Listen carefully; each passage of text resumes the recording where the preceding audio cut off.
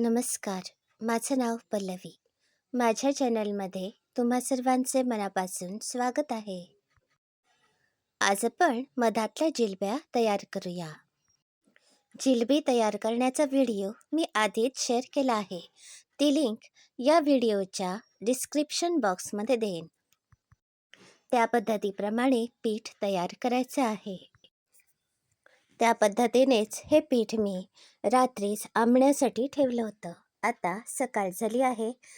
आता मी जिलबी तयार करणार आहे. 1 किलो मध या परातीमध्ये काढून घेऊया.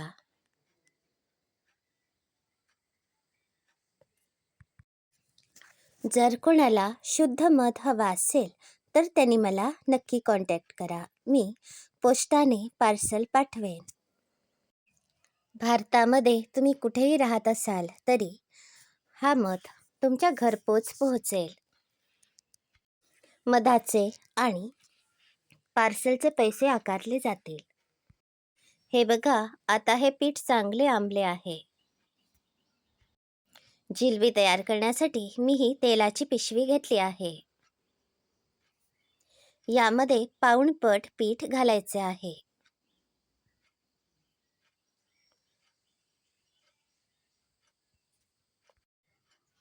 काही ठिकाणी नारळाच्या करंटीमध्ये हे पीठ घालून जिलबी तयार केल्या जातात. तुम्हाला ज्या पद्धतीने जिलबी तयार करायच्या असतील त्या तुम्ही तयार करू शकता. फक्त फरक एवढाच आहे की आपण या जिलब्या साखरेच्या पाकात न घालता मधात घालायच्या आहेत. जिलब्या तळल्यावर त्या कडकडीत असतानाच या मधात घालायच्या आहेत आणि 2 ते 5 मिनिटे ठेवून त्या बाहेर काढायच्या आहेत. दक्षिण कन्नड जिल्ह्यामध्ये प्रत्येकाच्या घरी पूर्वी घरगुती मध तयार असायचाच. तर काही ठिकाणी या मधामध्ये बुडवूनच जिलब्या तयार करायला सुरुवात झाली. तर आज मी ही रेसिपी तुम्हा सर्वांसोबत शेअर करत आहे. आता या पिशवीला छोटेसे छिद्र करूया. गॅसवर तेल तापायला ठेवले आहे. हे तेल अगदी कडकडीत असे तापवायचे नाहीये. मध्यम प्रमाणात हे तेल तापवायचे आहे. यामुळे जिलबी घालता क्षणी जिलब्या करपत नाहीत आणि आपल्या जिलब्या चांगल्या तयार होतात.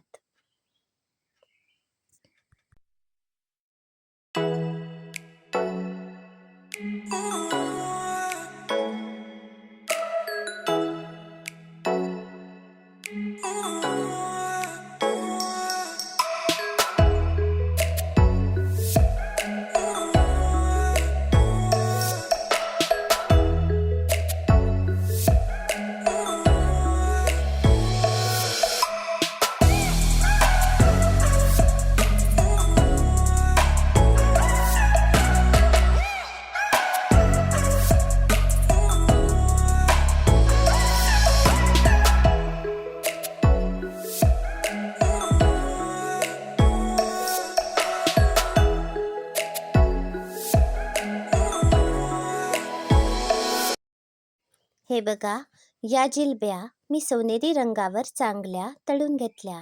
आता या जिलब्या मी मधामध्ये बुडवून ठेवणार आहे.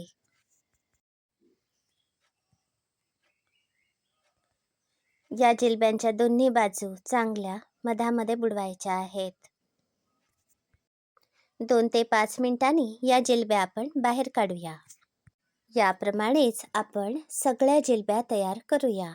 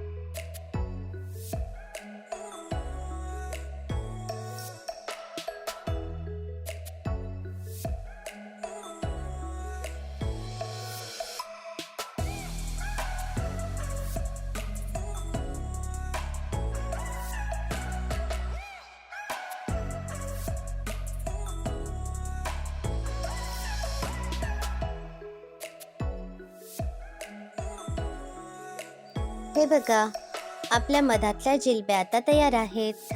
तुम्हाला आजची रेसिपी कशी वाटली याचा अभिप्राय जरूर कळवा. अशाच नवनवीन रेसिपी बघण्यासाठी माझ्या चॅनलला नक्की भेट द्या. माझे चॅनल सबस्क्राईब करा, शेअर करा. धन्यवाद.